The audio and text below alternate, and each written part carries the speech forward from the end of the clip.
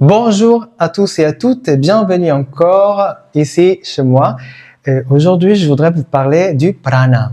Quelle est la différence entre prana et énergie? Donc, je vais tout d'abord vous dire que on a eu plusieurs traductions du mot prana et donc on a commencé par les Grecs et donc les Latins. Après, et on disait pneuma, on disait anima, âme. Mais aujourd'hui, on peut dire qu'est-ce que c'est la vie. Il s'agit de la vie, de la vitalité. Et donc, si on veut employer le mot énergie, de énergie vitale, mais pas de énergie. Quelle est la grande différence parmi les deux? Donc, il s'agit du monde impondérable et du monde pondérable. Ça veut dire le prana n'est pas pondérable. On ne peut pas le mesurer. On ne peut pas savoir la forme, même si on sait que la forme base, on peut dire, de l'univers, c'est la sphère. Oui, ça va. Mais le prana, elle peut prendre n'importe quelle forme. Elle est partout, elle est nulle part, elle n'a pas de couleur. On ne peut pas la mesurer. Et ça la rend vraiment spéciale. Rend le prana vraiment spécial. Et par contre, l'énergie, c'est quelque chose du monde pondérable. On peut mesurer l'énergie. Donc, l'électricité, les ondes cérébrales, ça, on peut mesurer. La force, on peut la mesurer. Donc ça, on parle d'énergie.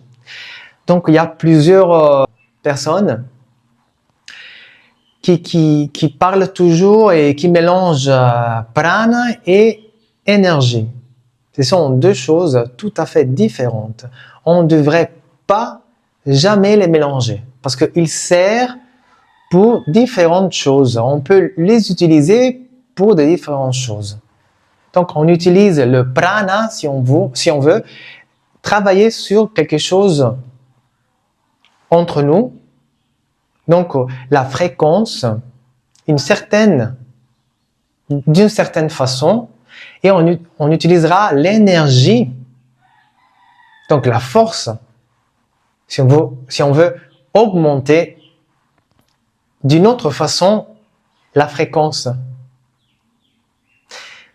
Il y a un exemple que je fais toujours parce que ça m'a beaucoup touché parce que c'est vrai, hein, ça marche. Été, hiver, dans les Alpes, il faisait très froid et j'étais avec un ami et donc j'ai mis mes mains dans la neige très froide, la neige très froide, mes mains très froides aussi. Et donc, j'ai passé les mains à côté de son visage et lui a perçu de la chaleur. M'a dit, mais je perçois de la chaleur. Mais après, j'ai mis les mains à côté de son visage et les mains étaient terriblement froides. Donc, il a dit, mais comment ça se passe? Tes mains sont froides, mais je viens de sentir de la chaleur. Bah oui, parce que ici, on a le prana, c'est l'effet de la chaleur. Ce qu'on perçoit, c'est la chaleur. Et en même temps, on a le froid de l'énergie. Et donc, on a vraiment la différence.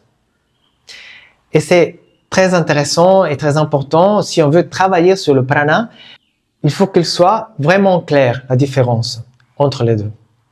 Donc, on n'est pas, comme je dis toujours, on n'est pas des électriciens qu'on travaille avec l'énergie électrique. Non. On utilise le prana, donc n'est pas énergie, s'il vous plaît. Je crois que pour le moment, je vais le laisser là et je vous remercie pour être toujours là à m'écouter et j'espère de vous voir dans la prochaine vidéo. Merci et bonne journée. Ciao.